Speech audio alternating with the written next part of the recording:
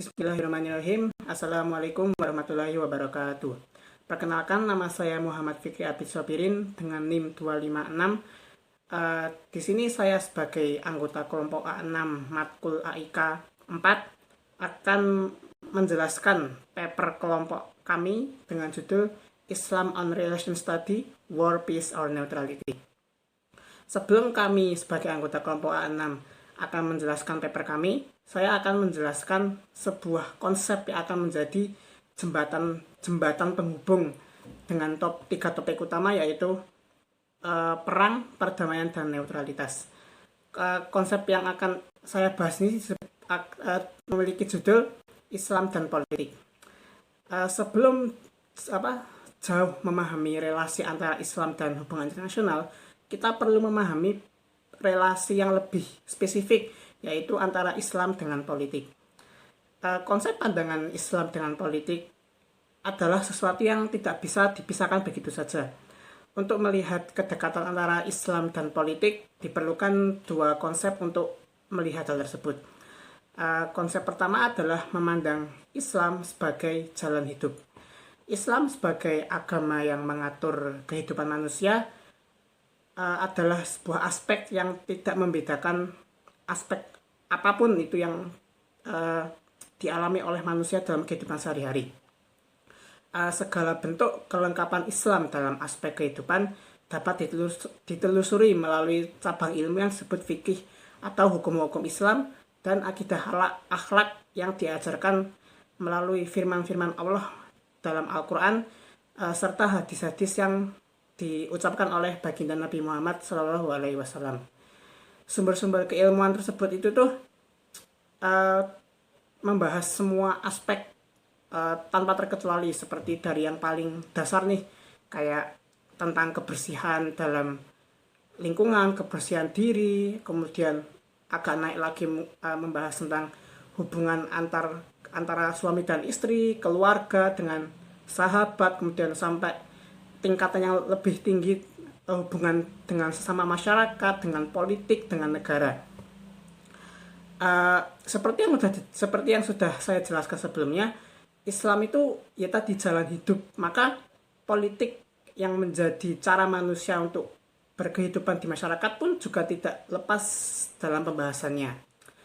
Hal tersebut juga memberikan sebuah penegasan bahwa ya yang namanya Islam itu sebuah pedoman yang tidak terbantahkan untuk kita sebagai manusia untuk melihat kepadanya.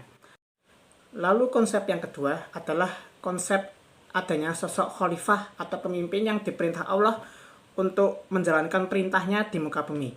Sebagai sosok khalifah, manusia itu diperintahkan untuk mematuhi segala perintahnya dan menjauhi segala larangannya dengan mengaplikasikan firman-firman Allah yang ada di dalam Al-Quran dan apa yang telah disampaikan oleh Nabi Muhammad melalui hadis-hadisnya. Menjadikan aturan atau aturan yang diciptakan, yang diperintahkan Allah kepada kita manusia sebagai khalifah itu adalah sebuah bentuk penghambaan, bentuk manifestasi daripada kita sebagai manusia yang menghamba kepada Allah Subhanahu wa taala. Maka pada akhirnya ya tidak ada cara lain selain kita sebagai khalifah yang diperintah oleh Allah untuk menjalankan perintahnya di muka bumi dengan mematuhi segala perintah-perintah yang telah Allah berikan kepada kita. Maka dari dua konsep yang telah saya jelaskan tadi itu terdapat sebuah pelajaran atau sebuah hikmah bahwasanya seorang muslim itu ketika mempraktekkan kehidupan berpolitik itu harus memperhatikan bahwa konsep politik ini dia tidak bisa memisahkan agama Islam atau ajaran-ajaran agama dari dalamnya. Sebab dengan dia berpolitik sebagai seorang muslim berpolitik, dia telah menunjukkan bahwa manusia itu bertanggung jawab atas peran khalifah dia yang telah diberikan dari Allah Subhanahu wa taala. Untuk memperjelas untuk kemudian meyakinkan kita sebagai umat manusia, sebagai khalifah yang telah dipilih Allah untuk untuk memimpin di bumi, kita lihat saja dalam aspek sejarah seperti kisah-kisah kenabian nih. Kan teman-teman pasti tahu kayak misal Nabi Sulaiman, Nabi Daud itu kan mereka memiliki kerajaan, mereka berpolitik, mereka memiliki pemerintahan, mereka memiliki masyarakat, dan yang paling sering menjadi suri tauladan bagi kita yaitu Nabi Muhammad.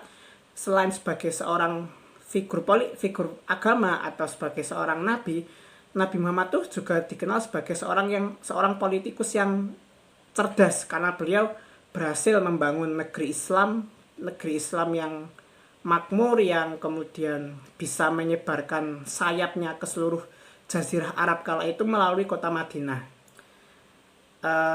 Yang perlu diperhatikan adalah bahwa konsep Islam ini tuh tentu berbeda dengan konsep sekuler, di mana konsep sekuler itu memisahkan dengan jelas antara hubungan agama dengan politik. Karena bagi paham sekuler, agama itu adalah sesuatu yang menjadi ranah individu, tidak bisa dicampur adukkan dalam kehidupan masyarakat, kehidupan sosial. Jadi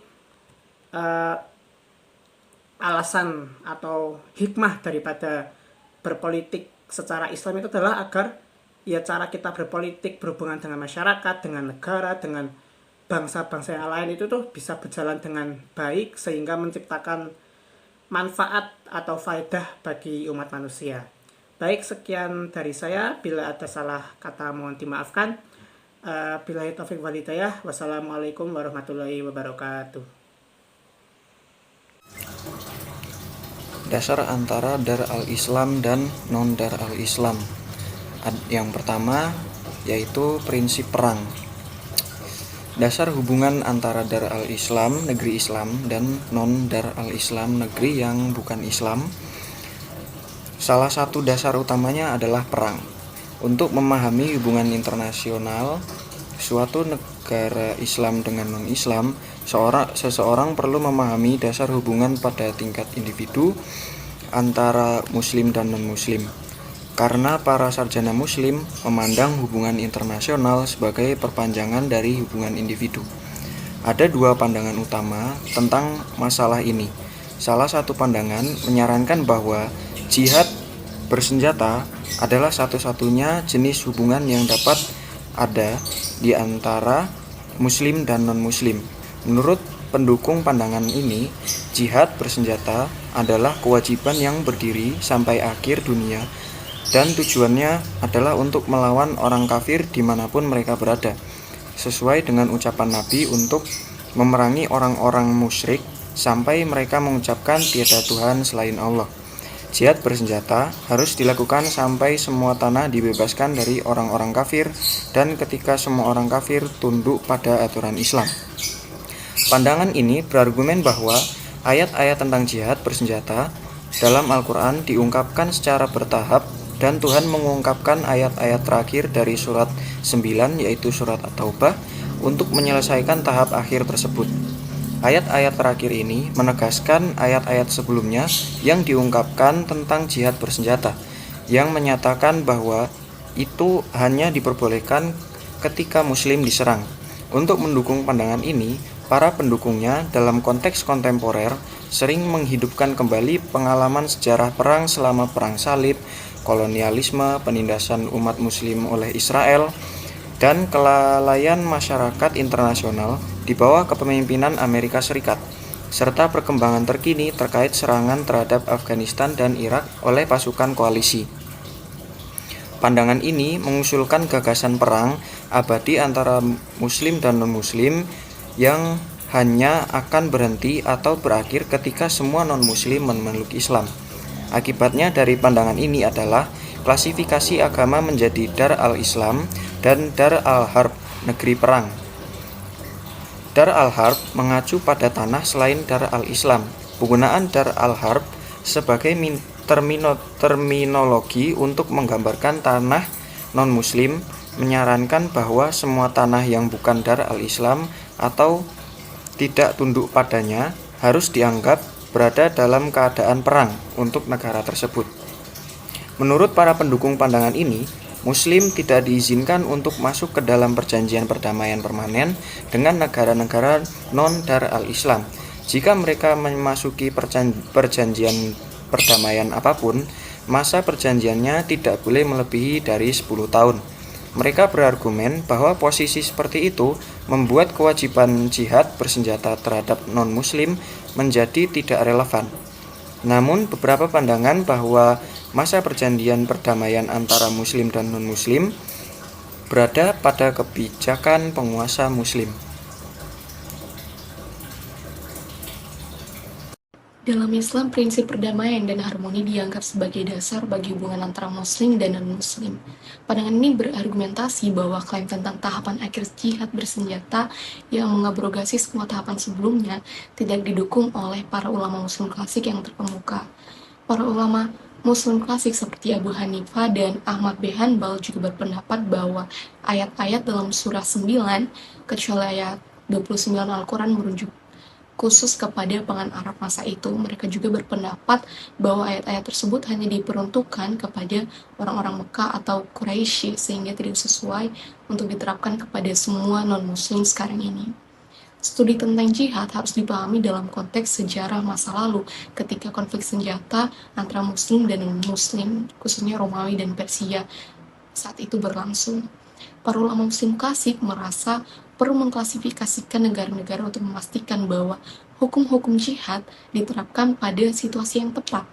Namun pandangan lain juga berargumentasi bahwa tujuan jihad bersenjata bukan untuk berperang melawan non-muslim karena perbedaan agama, tetapi untuk mewujudkan keadilan dan menghapus penindasan.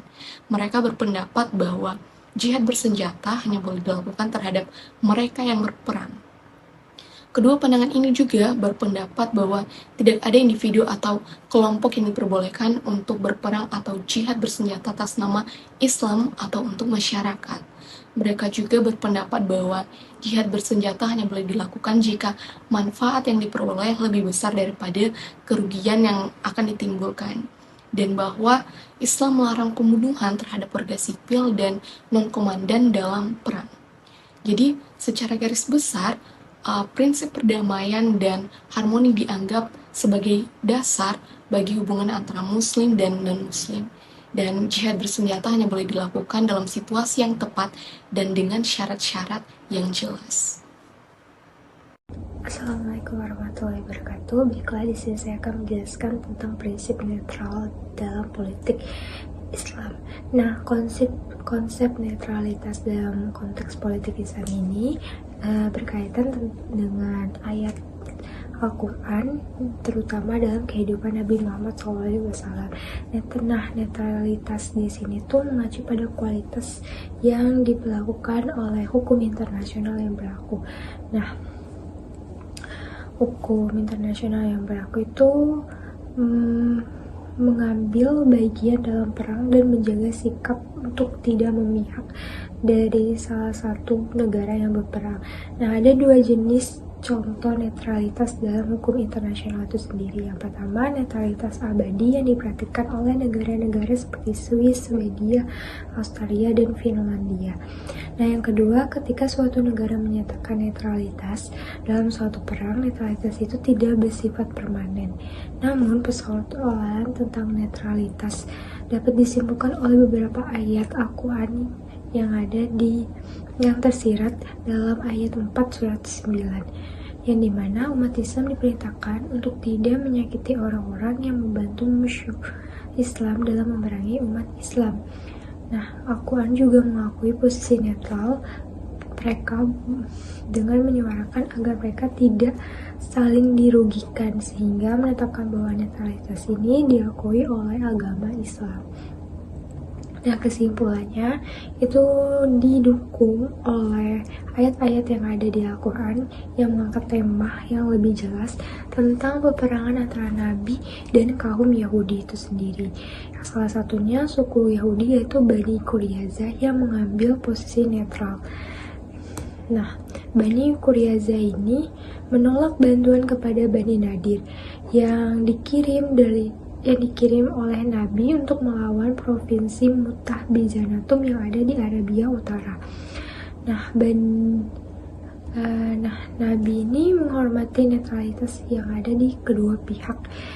Namun, Al-Quran tidak menyebut secara spesifik, secara detail, bahwa kita dapat menyimpulkan bahwa praktik yang dibawa oleh Nabi Muhammad itu netralitas dapat diakui oleh pasal Islam yang berlaku.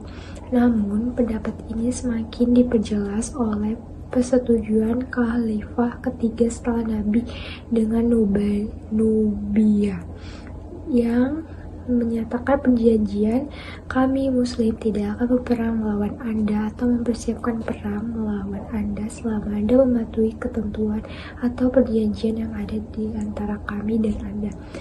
Namun tentu bukanlah kewajiban umat Islam untuk mengusir atau menghalangi musuh yang mendekat di perbatasan Urwa dan Aswan. Namun bukti tadi itu menunjukkan bahwa situasi tertentu dapat didasari oleh netralitas. Nah, hal ini mengacu pada negara-negara netral yang bersifat permanen yang disebutkan tadi. Namun, hal ini belum komprehensif untuk diterapkan oleh pihak-pihak netral lainnya dalam praktik yang ada pada saat ini. Unsur ini tidak hanya ada dalam ketentuan rinci yang mencakup hak dan kewajiban pihak netral, namun juga sistem penerapan yang telah diterapkan oleh selama ini. Baik, terima kasih. Maka dari itu, kami menyimpulkan dalam paper kami bahwasanya yang pertama, Islam menekankan pentingnya perdamaian dan keharmonisan antara umat Islam dengan non-Muslim. Pandangan bahwa perdamaian adalah dasar hubungan antara umat Islam dengan non-Muslim, bukan dengan cara perang atau dengan konflik, ditekankan melalui ayat-ayat di dalam Al-Quran. Yang kedua, konsep khalifah sebagai pemimpin yang menjalankan perintah Allah di muka bumi, menegaskan bahwa seorang muslim itu tuh harus berkewajiban mempraktekkan Islam dalam kehidupan berpolitik dan tidak memisahkannya, sebab dengan mengintegrasikan agama dalam kehidupan berpolitik maka akan membawa kebaikan bagi seluruh masyarakatnya. Lalu yang terakhir, yang ketiga, terdapat dua pandangan umat Islam mengenai hubungan antara muslim dan non-muslim dalam konteks hubungan internasional. Salah satunya adalah menekankan jihad bersenjata yang sebagai kewajiban untuk sampai akhir dunia dengan tujuan untuk melawan orang kafir dan menegakkan aturan Islam. Pandangan ini sering dikaitkan dengan pengalaman sejarah ketika umat muslim ditindas. Namun yang perlu diketahui yang perlu teman-teman pahami adalah bahwa pandangan klasik seperti seorang muslim berjihad, mengangkat senjata melawan orang non-muslim itu adalah sebuah tahap yang bisa dilakukan ketika opsi-opsi lain seperti perundingan dengan cara perdamaian itu udah nggak bisa dipakai lagi, dan itu pun juga nggak serta-merta apa-apa langsung perang dan jihad seperti itu hanya bisa dilakukan di waktu-waktu yang urgensi saja begitu. Maka sebagai penutup, bahwa Islam dalam memandang hubungan internasional itu sangat menekankan pentingnya perdamaian, keharmonisan, dan implementasi nilai-nilai agama dalam berpolitik sehingga menciptakan kemaslahatan bagi umat muslim itu sendiri dan juga seluruh umat manusia yang ada di muka bumi ini. Baik, sekian dari kelompok kami. Apabila ada salah dalam pengucapan video kami, mohon maaf. Billahi taufiq wal hidayah, semoga bermanfaat. Wassalamualaikum warahmatullahi wabarakatuh.